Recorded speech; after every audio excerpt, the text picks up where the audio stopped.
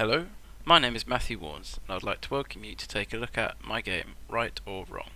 This game was made during my time at university for a serious games module. In this module, we were given a client brief to work towards. The client brief given was to build a game that could help repeat offenders from committing crimes again, or as it's also known, recidivism. This meant our target audience is mainly repeat offenders who struggle with morally perceiving right or wrong in their actions, often blaming others or the system as the cause. Many of them have issues with standardised learning and school, so a less conventional approach is needed to hopefully engage people who would otherwise be dismissive. That was pretty much the extent to which we knew for sure about the players. No information was given as to their level of education or understanding of their crimes, or even their proficiency with the technology that they would need to play the game on. To best cater to this wider audience of possible players, recidivism presented, I decided to keep the gameplay as simple as possible. It was a key design point to have gameplay content and difficulty easily adaptable to either match further information given on the players, or missing that, to be as open to as many possibility levels as possible. Now I'll just go over some of the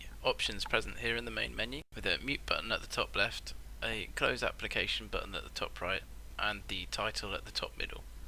We also have a number of these people with speech marks around.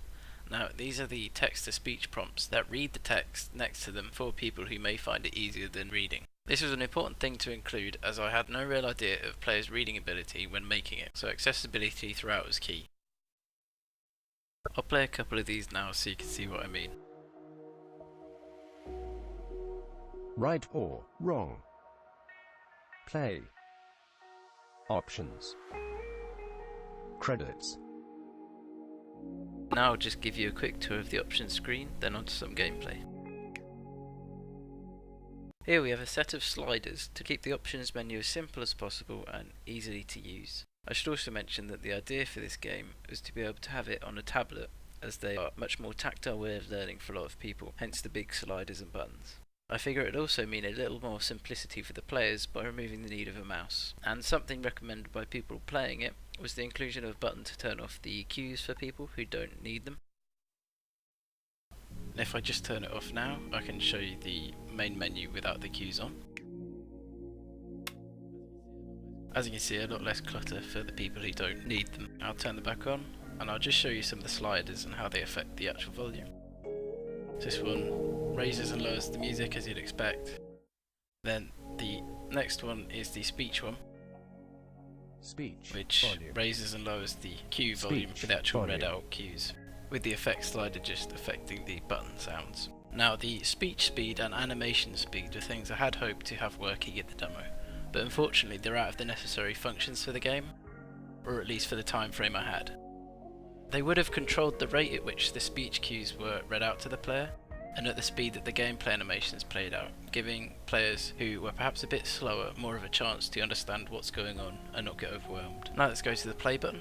I'll just hit back now and then press play.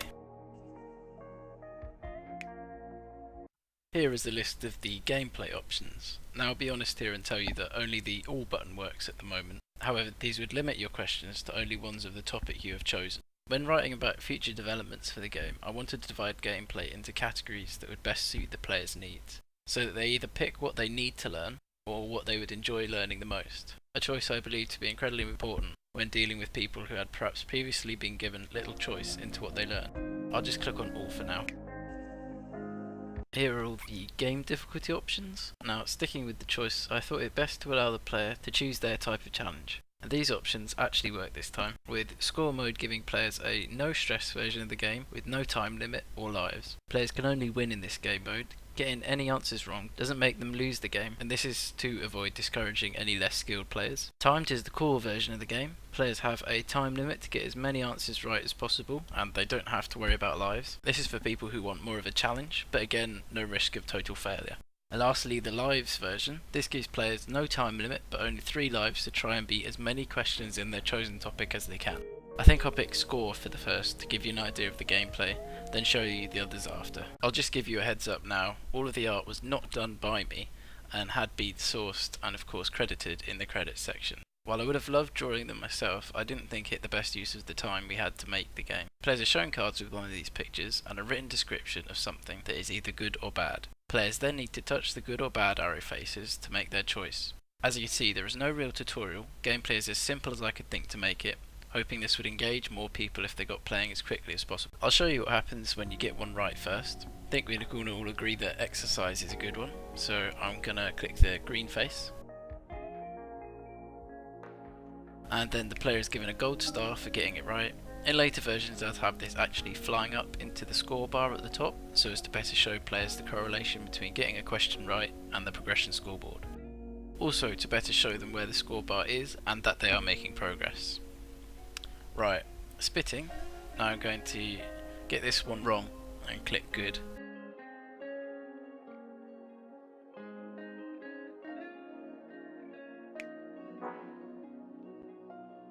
Now that I've got it wrong, the player can see the error screen, which is in front of you now. This is when they get a card wrong. In this case, it was the spitting card, and I pressed the happy green face, so it put it into the good category. Of course, it's in a bad category. Players are now shown their card again on the right, with a written description of the card, what choice they just made, along with an audio cue for both. There is also a hint as to the good or bad nature of the card, in case they need a little help. As well as that, there is a question mark button that links to a website, which can offer further information on the issue, typically government websites such as BBC or .gov.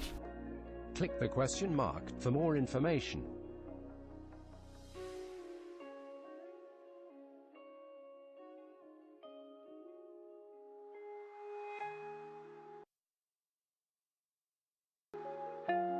I'll just have a go at playing now to let you see some gameplay.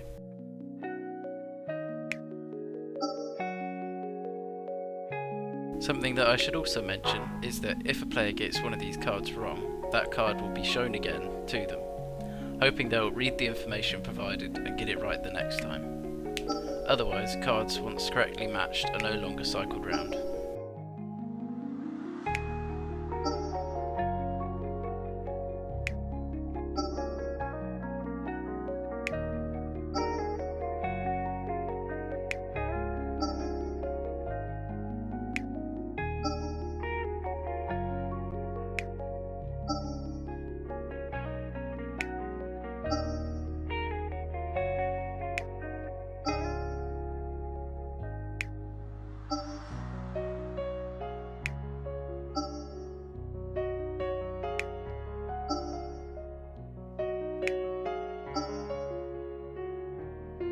As you can see, spitting's come round again, and we're going to get it into the right category now, which is bad.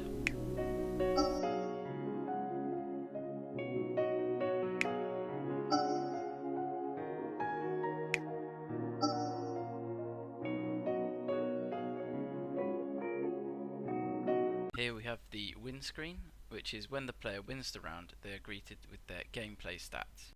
This is in an attempt to help them understand what they did right or wrong. The card that the player got wrong the most is also shown, with information available to better understand the card again. Replay will let the player play again, with the same difficulty choice and card topic, while New Game lets them choose the options anew. We'll just pick New Game now, so that I can show you the other difficulty options.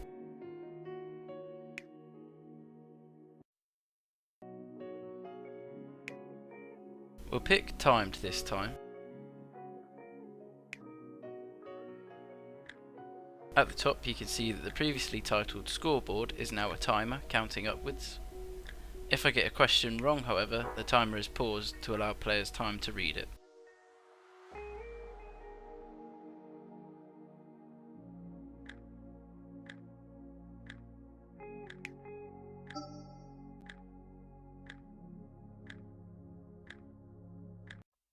I'll just quickly show you what the lives version looks like as well. Here you can see that there's just lives at the top now instead of a timer or a scoreboard. And if I get a question wrong, it takes away from the lives. If players get 3 wrong, then the game ends.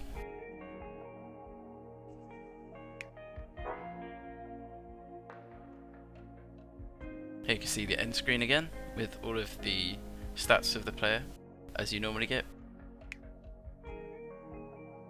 And that's all for a look at Right or Wrong. I do hope you've enjoyed the video. My name again is Matt. I'd like to thank you for watching and have a nice day. Cheers.